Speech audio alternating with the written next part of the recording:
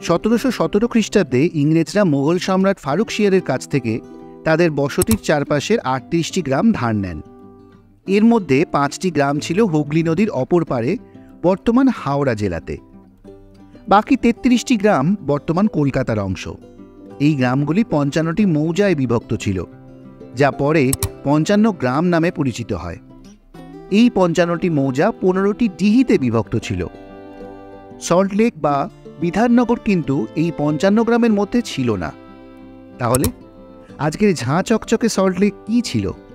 কতদিনের প্রাচীন এই স্থান? অধিবাসী কারা ছিলেন? কিভাবে তৈরি হলো আজকের সল্টলেক? অনেক মিথ ঘুরে বেড়ায়, কিন্তু আসল সত্য কি? সব কিছুর পিছনেই আছে অনেক ঘটনা, আছে অনেক অজানা ভুলে যাওয়া ইতিহাস। জানবো সব কথা, কিন্তু সেই কথা জানতে হলে পুরো ভিডিওটা মন দিয়ে শুনতে হবে। তাহলে বুঝতে পারবেন সত্যি কত কিছুই এখনো অজানা রয়ে গেছে। নমস্কার বন্ধুরা, কেমন আছেন আপনারা? আমি সায়ন, আর আমার সাথে আছে পিনাকি। আজ আমরা চলে এসেছি হিস্ট্রি ভিডিওর আরেকটি নতুন ব্লগ নিয়ে আপনাদের জন্য। আরেকটা কথা, আমাদের চ্যানেল সাবস্ক্রাইব করে দেখতে থাকুন, আর বেশি করে শেয়ার করুন, লাইক ও কমেন্ট করে আপনাদের মূল্যবান মতামত জানাতেও ভুলবেন না কিন্তু। চলুন আর কথা না বাড়িয়ে বেরিয়ে পড়ি আজকের ইতিহাসের খোঁজে। পূর্ব কলকাতার বিস্তীর্ণ প্রাকৃতিক জলাভূমি, যা ইউরোপের হল্যান্ডের থেকেও গুরুত্বপূর্ণ। ঐতিহাসিক তথ্য বলে পালসেন যুগ থেকে পাঠান যুগ, 12 ভূঁইয়া হয়ে এবং মুঘল যুগের বিদ্যাধরী দিয়ে এই পথে পর্তুগিজদের আসা। ঐতিহাসিকভাবে এই জলাভূমি অঞ্চল তাই কলকাতার থেকে অনেক প্রাচীন জনপদ। 17 জুন 1756 সাল, ওই সময় বাংলার নবাব সিরাজউদ্দৌলা লর্ড ক্লাইভের নেতৃত্বাধীন ইস্ট ইন্ডিয়া কোম্পানির মূল সামরিক ঘাঁটি ফোর্ট উইলিয়াম ধ্বংস করার জন্য এই সল্টলেক এলাকাতেই শিবির স্থাপন করেছিলেন। তথ্যাদি সংগ্রহ, রণকৌশল, নিজের শিবিরের নিরাপত্তা ইত্যাদি নানান কারণে লোনা জলে পরিপূর্ণ ছড়িয়ে ছিটিয়ে থাকা জঙ্গলাকীর্ণ ছোট ছোট ডাঙা জমির বিচ্ছিন্ন এই এলাকাটিকেই তাকে বেছে নিতে হয়েছিল। ওই সময় তিনি শিবিরের সুবিধার্থে বেশ কিছু ডাঙা জমিকে জঙ্গল মুক্ত করে যেমন একদিকে সংযোজিত করেছিলেন, তেমনি আরেক দিকে প্রশাসনিক ব্যাপার, সৈন্য সামন্তের যাতায়াত ইত্যাদির জন্য রাস্তাঘাটও তৈরি করেছিলেন। আগেই বলেছি এই অঞ্চল 55 গ্রামের মধ্যে ছিল না। এরপর পলাশির যুদ্ধে সিরাজদৌল্লার পতনের পর 20 ডিসেম্বর 1757 সালে মির্জাফর 882 বর্গমাইল পরিমিত এলাকা কলিকাতার জমিদারি ইস্ট ইন্ডিয়া কোম্পানির নামে লিখে দেন। অনেকে মনে করেন সল্টলেক এলাকাও ওই কলিকাতার জমিদারির অন্তর্ভুক্ত ছিল। ইস্ট ইন্ডিয়া কোম্পানির আমলে কলকাতাও সকলের রুজি রোজগারের কেন্দ্র হয়ে উঠতে লাগল। দলে দলে বিত্তশালী মানুষ, রাজা, জমিদাররা ছুটে আসতে আরম্ভ করেছিল কলকাতায়, আর গড়ে তুলতে শুরু করেছিল বড় বড় প্রাসাদ, ইমারত, দোকান বাজার, ব্যবসা বাণিজ্য কেন্দ্র ইত্যাদি। অথচ কলকাতা কিন্তু ভৌগোলিক দিক থেকে মোটেই নিরাপদ ছিল না, কেননা কলকাতার পশ্চিম দিকে বিস্তৃত হুগলি নদী থাকলেও উত্তর পূর্ব ও পূর্ব থেকে দক্ষিণ দিক পুরোটাই ছিল সামুদ্রিক জোয়ার ভাটার আওতায়। প্রকৃতপক্ষে লোনা জলে পূর্ণ ওই ঘন বন জঙ্গলে ঢাকা প্রায় 6000 বর্গমাইলের ভূখণ্ডই ছিল তদানীন্তন সুন্দরবন এলাকা। খোদ কলকাতাই তো ছিল বলতে গেলে সুন্দরবন এলাকার আওতায়। এর কিছু বছর আগেই ঘটে গিয়েছে 1737 সালের বিধ্বংসী ভূমিকম্প ও ঘূর্ণিঝড়, যার জন্য অনেক ভৌগোলিক পরিবর্তনও ঘটে যায়। এই বিষয় নিয়ে আমাদের এই ব্লগটি আছে, চাইলে আপনারা দেখে নিতে পারেন, লিংক ডেসক্রিপশন বক্সে দেওয়া আছে। বন্য এবং জলজ জীবজন্তু ছাড়াও সেই সময় কলকাতার বড় বিপদ ছিল বিভিন্ন কুখ্যাত জলদস্যুদের দল। পর্তুগিজ, আরাকানি, মগ, হারমাদ, বর্গি ইত্যাদি নানান জলদস্যুরা সমুদ্র সংলগ্ন নদী নালা বহুল সুন্দরবন এবং জনবসতিহীন লোনা জলের এলাকার সুযোগ নিয়ে ঘন ঘন আক্রমণ হানতে লাগলো কলকাতা নগরীতে। কোম্পানির পক্ষে প্রায় অসম্ভবই হয়ে উঠেছিল সুচতুর এবং গোলাবন্দুকে পারদর্শী ওইসব ইউরোপীয়, মধ্যপ্রাচ্য ও দেশীয় বিভিন্ন জাতের জলদস্যুদের নিয়ন্ত্রণ করা। তবে জলদস্যুদের আক্রমণ কলকাতা তথা বাংলায় সপ্তদশ অষ্টাদশ শতাব্দীতেই প্রথম ছিল না। ষোড়শ শতকেও জলদস্যুদের রুখতে 12 ভূঁইয়ার অন্যতম প্রধান মহারাজা প্রতাপাদিত্য রায়ের বিভিন্ন জায়গায় দুর্গ নির্মাণ, ও সেনা অভিযানের ব্যবস্থা করেছিলেন। গঙ্গা তীরে মহারাজা প্রতাপাদিত্যের একটি দুর্গ ছিল, সেটা ইংরেজ আসার অনেক দিন পরেও টিকে ছিল। সিরাজের কলকাতা আক্রমণের সময় এই দুর্গের ভেতরে থেকে ইংরেজরা যুদ্ধ করেছে। প্রসঙ্গত, কলকাতা অঞ্চল মহারাজা প্রতাপাদিত্যের সাম্রাজ্যের অন্তর্গত ছিল 1590 সাল পর্যন্ত। 16 শতাব্দী থেকে 19 শতাব্দী পর্যন্ত বেলেঘাটা এক সম্পন্ন বন্দর ছিল। বেলেঘাটা নিয়েও আমাদের এই ব্লগটি আছে, চাইলে আপনারা দেখে নিতে পারেন, লিংক ডেসক্রিপশন বক্সে দেওয়া থাকবে।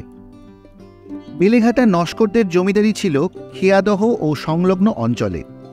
1947-এর আগে পরেও নাকি তারা নৌকো করেই জমিদারির কাজ তদারকিতে যেতেন, এবং এই অঞ্চলের বড় জমিদারদের অনেকেই মহারাজ প্রতাপাদিত্যের সহচর বা নিরাপত্তা রক্ষী ছিলেন, যাদেরকে জমি দিয়ে বসিয়ে যশোর পর্যন্ত গোটা যাতায়াতের রাস্তাটাকে সুরক্ষিত করা হয়েছিল। ফলত এই অঞ্চলের অনেক বড় জমিদার সম্ভবত পাইক, বাগদি নয় পাইক, যারা জলপথে লড়াই করতে দক্ষ। গঙ্গা বিদ্যাধরী নদীপথের মাধ্যমেই বাণিজ্য চলত দেশে বিদেশে। ইতিহাসবিদ এবং গবেষকদের তথ্য অনুযায়ী পাল সেন রাজবংশের শাসনকালে 7ম শতাব্দীর আগে তারদহ বন্দরের কথা জানা যায়। সে বন্দর তাম্রলিপ্ত বন্দরের সমান সম্পন্ন ছিল। তারদহ বন্দর নিয়ে পরবর্তী একটি ব্লগে আসব। ব্রিটিশ ইস্ট ইন্ডিয়া কোম্পানি কলকাতাকে বন্য জীবজন্তু ও ভয়াবহ জলদস্যুদের হাত থেকে মুক্ত রাখার জন্য তদানীন্তন যশোরের জেলাশাসক টিলম্যান হেনকেলের এক প্রস্তাবে গভর্নর জেনারেল ওয়ারেন হেস্টিংস 1783 সালে সর্বপ্রথম বিধিবদ্ধভাবে সম্মতি দিয়েছিলেন, যাতে কলকাতার কাছাকাছি সুন্দরবনের একাংশের জঙ্গল পরিষ্কার করে বাঁধ দিয়ে লোনা জল ঢোকা বন্ধ করে কৃষিজীবী মানুষের স্থায়ী গ্রাম তৈরি করা যায়। 1784 সালেই প্রথম শুরু হয়েছিল কলকাতা লাগোয়া পূর্ব থেকে দক্ষিণ দিক বরাবর সুন্দরবনের জঙ্গল মুক্তির কাজ। টিলম্যান হেনকেলের নেতৃত্বে একটি কৃষক সংগঠন, আ বডি অফ পিজেন্ট প্রপাইটার্স, 1 বছরের মধ্যেই মুক্ত করেছিল বেশ কয়েকটি দ্বীপ সমেত বিস্তীর্ণ এলাকা, এবং চুক্তি অনুযায়ী প্রত্যেক কৃষকই পেয়েছিল মুক্ত জমিগুলোর ভোগ দখলের পাট্টা। তাদের উৎপাদিত কৃষিপণ্য বিক্রি বাটার জন্য হেনকেল সাহেব নিজ উদ্যোগে 3টি বাজারেরও পত্তন করেন। তার মধ্যে 2টি রয়েছে বর্তমান বাংলাদেশের খুলনা জেলায় এবং একটি পশ্চিমবঙ্গের হিঙ্গলগঞ্জে। টিলম্যান হেনকেলের এই কাজের পর যথারীতি একদল ঠিকাদার, ইজারাদার এবং স্থানীয় জমিদারদের নজরে পড়ল সুন্দরবনের জমি। তারা কায়দা করে জমি দখল করল। কিছুদিনের মধ্যেই ব্রিটিশ ইস্ট ইন্ডিয়া কোম্পানি শুরু করে দিয়েছিল জঙ্গলমুক্ত জমি ও লোনা জলের হ্রদে পূর্ণ এলাকাগুলোকে জমিদারদের দখলমুক্ত করে নিজেদের অর্থাৎ সরকারি কবজায় নিয়ে আসতে। 1816 সাল থেকে 1831 সাল পর্যন্ত নিরবিচ্ছিন্নভাবে সেখানে চালানো হয়েছিল নানান সমীক্ষা এবং জরিপ। গবেষক শ্রী তমাল দাশগুপ্তের লেখা থেকে জানা যায়, সল্টলেক ও সুন্দরবনের জঙ্গলমুক্ত এলাকাগুলোর মতোই স্থানীয় জমিদারদের হাতে চলে গিয়েছিল। তারা কিছুটা জলাজমি ভরাট করলেও বাকি অংশে তখনকার কলকাতার চাহিদা অনুযায়ী মাছের চাষ শুরু করেছিল। কিন্তু 1865 সালে ব্রিটিশ সরকার এই এলাকাটির দখল নিয়ে নেয় এবং সম্ভবত 2-3টি লোটে ভাগ করে তা দুর্গাচরণ কুণ্ডু এবং নন্দলাল দাসদের 10 বছরের জন্য লিজে দিয়ে দেয়। এরপর 30 এপ্রিল 1890 সালে আবার আরেকটি তথ্যে 30 এপ্রিল 1879 সালে খবরের কাগজে বিজ্ঞাপন দিয়ে আবার নিলাম ডাকা হয়, এবং সেবার ভবনাথ সেন একাই সবচেয়ে বেশি মূল্যে জলা ও ডাঙা সমেত পুরো সল্টলেক কিনে নিয়ে লোটদার জমিদার হয়েছিলেন। ভবনাথ সেন বা তাঁর বংশধরেরা কিন্তু কলিকাতার নগরায়নের গতি লক্ষ্য করে অন্যান্য লোটদারদের মতো জলা জমি ভরাট করে কৃষিজমি গড়ার কথা মোটেই চিন্তা করলেন না। তারা কলকাতার চাহিদা লক্ষ্য করে মন দিলেন মাছের ব্যবসায়, যা অনেকে তাদের আগেই শুরু করেছিল, এবং এ ব্যাপারে তারা কিছু মৎস্যজীবী পরিবারেরও সাহায্য নেন। এর মধ্যে 2-1 মৎস্যজীবীর সঙ্গে তারা বাৎসরিক চুক্তির ভিত্তিতে ভেড়িগুলোতে মাছ চাষের ব্যবস্থাও করে নেন। ফলে কালক্রমে সাধারণ মানুষের কাছে ওই সব ব্যক্তিরাই ভেড়িগুলোর মালিক হিসেবে পরিচিতি পেতে থাকেন। ভবনাথ সেন এবং তার বংশধরেরা পুরো সল্টলেক এলাকার লোটদার জমিদার ছিলেন, ভারতের স্বাধীনতা লাভের পরেও। বেশিরভাগ গবেষকদের মতে এই জলাভূমি প্রায় গোটা কলকাতার ময়লা জল ধারণ করে। ব্রিটিশরা যখন বুঝল হুগলি নদীতে ময়লা ফেলা ঠিক হচ্ছে না, তখন এই অঞ্চলে স্বাভাবিক ভৌগোলিক অবস্থান ও ঢালকে কাজে লাগিয়ে TWF অর্থাৎ ড্রাই ওয়েদার ফ্লো এবং SWF স্ট্রম ওয়েদার ফ্লো দুটো খাল কাটলেন।